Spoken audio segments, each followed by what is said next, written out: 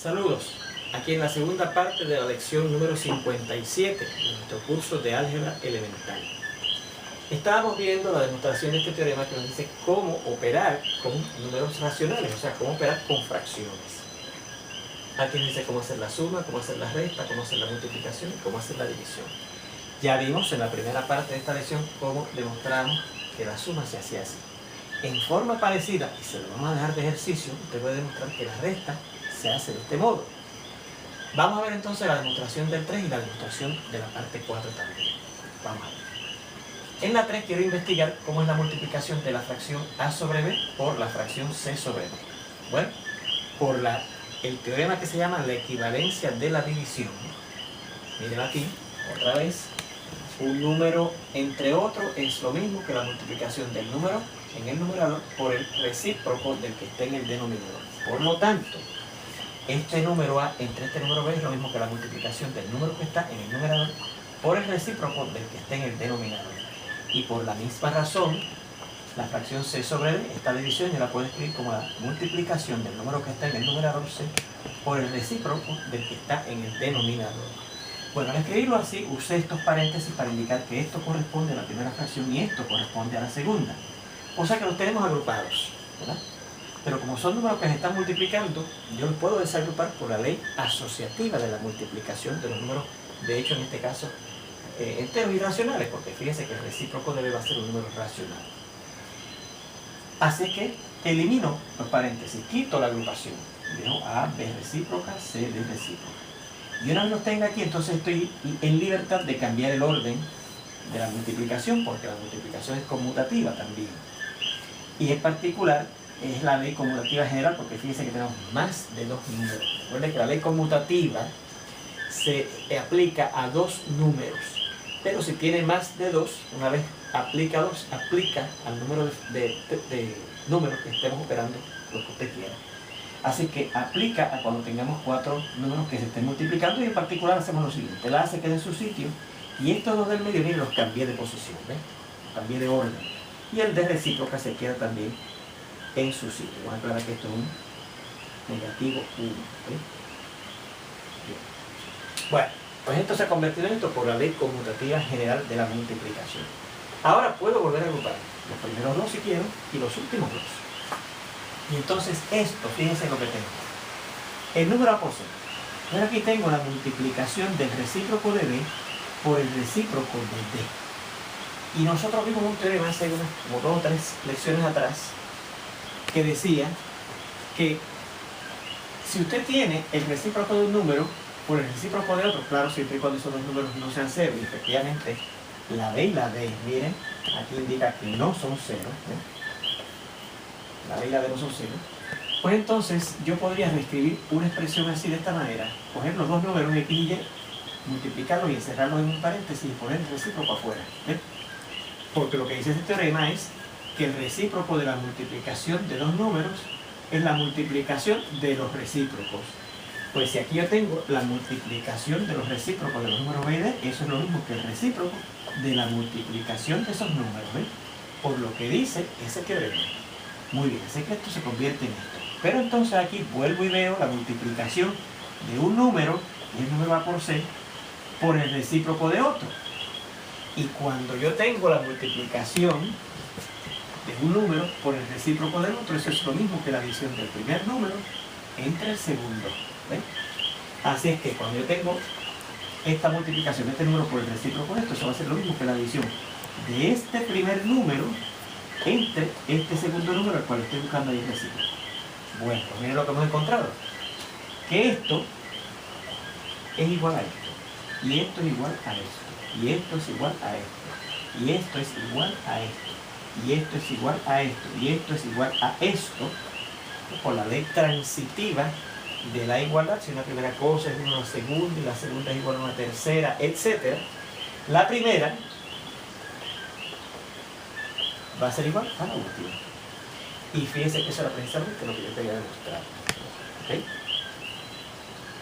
Muy bien. Vamos a ver la demostración de la parte 4, que nos dice cómo dividir fracciones comunes. Pues mire, si yo voy a dividir esta fracción, que es un número racional, entre esta otra fracción, por la equivalencia de la división. Eso significa que yo tengo que multiplicar la primera fracción por el recíproco de la segunda, ¿verdad? Si yo divido un número entre otro, ese es el primer número, por el recíproco del otro, ¿verdad? Pues este número entre este otro es el primer número por el recíproco del otro. Pero aquí probamos, hace tres lecciones atrás, que el recíproco de una fracción es sencillamente la fracción virada al revés. Claro, siempre y cuando la x y la y sean cero, ¿no? Pues mire, aquí, si yo busco el recíproco de la c, perdón, el recíproco de esta fracción es esa fracción virada al revés. ¿Ves? Claro, siempre y cuando la c y la d no sean cero, y efectivamente, fíjense que aquí ya advierten que la c y la d pueden ser cero. Así que, por lo tanto, como hemos encontrado que esto que está aquí es igual a esto y esto es igual a esta tercera cosa, la primera cosa, que es la división de la fracción a sobre b entre la fracción c sobre d, va a ser igual a la última, que es la multiplicación de la primera fracción por la segunda fracción virada al revés. Y fíjense que eso era precisamente lo que yo quería demostrar en esa cuarta parte de este teorema, cómo dividir fracciones. Pues vamos a ver ejemplos de aplicación de estos teoremas. Cómo vamos a sumar, cómo vamos a restar, cómo vamos a multiplicar y cómo vamos a dividir fracciones comunes. Ejemplos.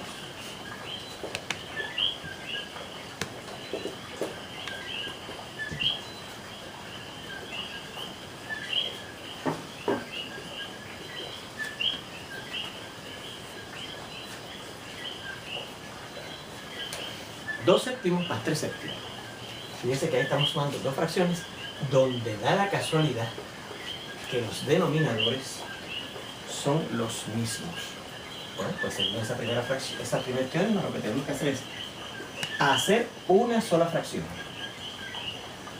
con el denominador que es el mismo de las dos que se están sumando. Y fíjense que aquí las dos fracciones que estamos sumando son iguales, ¿verdad? Tienen el mismo denominador, así que el denominador del resultado es el mismo, 7. Y arriba sencillamente sumamos los numeradores, 2 más 3, que sabemos que 5 son el 7. Así que la suma de 2 séptimos más 3 séptimos es 5 séptimos. Fíjense en este otro.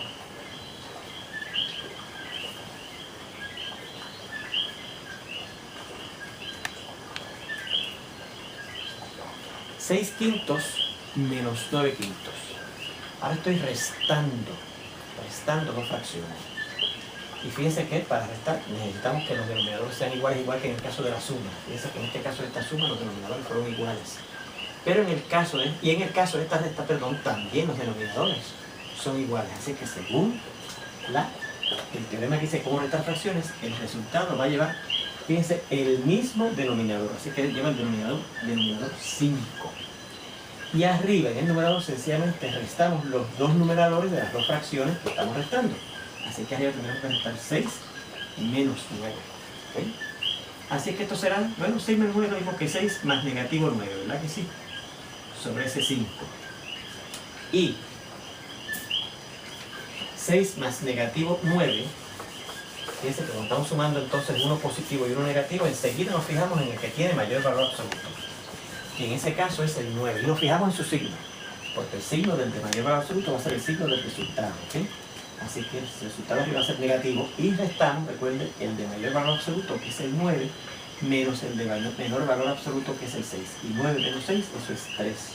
Así que da negativo 3 sobre 5. Y ese sería el resultado de esa resta. Fíjense en este otro.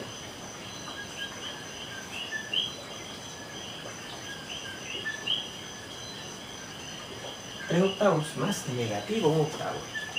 Nuevamente, estamos sumando dos fracciones que tienen el mismo denominador.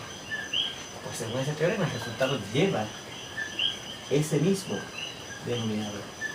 Y arriba lo que hay que hacer es sencillamente sumar los numeradores de las dos fracciones que estemos sumando. O sea que ahí tenemos que sumar el 3 más el negativo 1. Así que será sobre el denominador 8, ¿verdad? Porque el mismo denominador se mantiene, según el teorema. Y arriba sumamos el 3 y el negativo 1. Nuevamente estamos sumando uno positivo y uno negativo. Nos fijamos en el de mayor valor absoluto, que en este caso es el 3.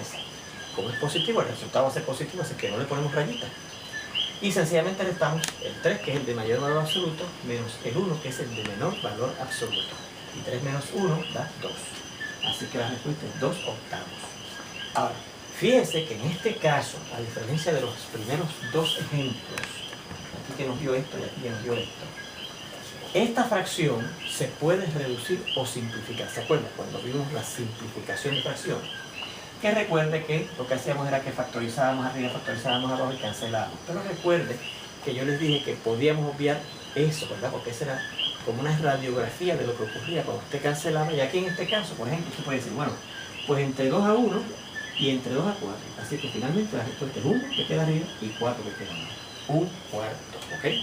Así que fíjense que en este caso el resultado termina con un denominador diferente a los de las fracciones que estábamos sumando en este caso, ¿ves? Pero ocurre eso porque la fracción que resultó se pudo reducir o se pudo simplificar. En estos dos ejemplos primeros, esas fracciones que resultaban no se podía cancelar nada y por lo tanto no se podía reducir a términos menores o simplificar. Miren este otro ejemplo que dice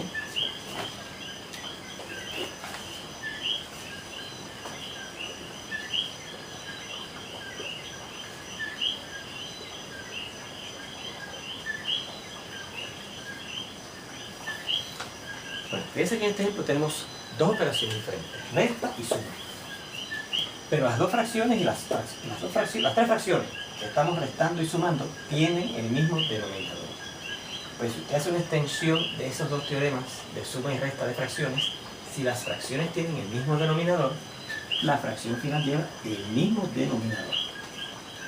¿Y los numeradores qué pasa con ellos? Bueno, pues los que se estén sumando, las fracciones que se estén sumando, los numeradores se suman. Y los que se estén restando, las fracciones que se estén restando, los numeradores se restan. Así que en este caso será el 5, hay que restarle negativo 2. Y a ese hay que sumarle 1. ¿Okay? Bueno, pues entonces esto sería. Vamos a seguir por acá.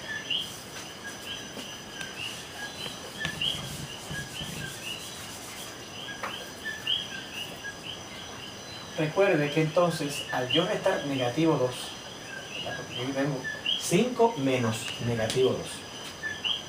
Recuerde, por la equivalencia de la resta, hacia el 5 yo le resto negativo 2, es lo mismo que sumar 5 más el negativo de negativo 2, que es 2. Así que eso se convierte sencillamente en 5 más 2 más 1 sobre el denominador que tenemos, que es el 7. Y 5 más 2 es 7, más 1 es 8 sobre 7. 5 más 2, 1, más 1, 8 sobre 7. Y ese es el resultado.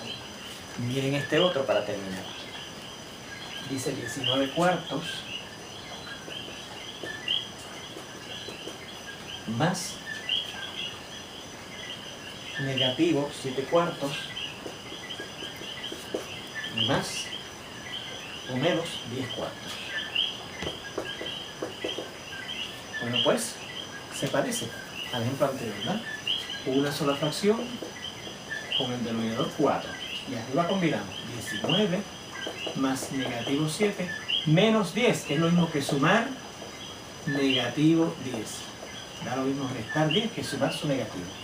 Y ahora, 19 y negativo 7, el 19 es de mayor valor absoluto, así que el resultado aquí de estos dos va a ser positivo. Restamos 19 menos 7, 12. Y 12, con este negativo, al sumarse, nos fijamos en el de mayor valor absoluto, que es el 12, es positivo. El resultado va a ser positivo y restamos 12 menos 10, 2 sobre 4, que se reduce entre 2 a 1 y entre 2 a 2 a 1.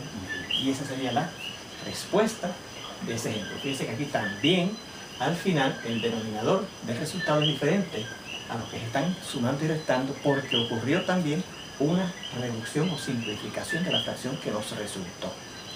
Bueno, con ese ejemplo terminamos esta lección y nos vemos en la próxima.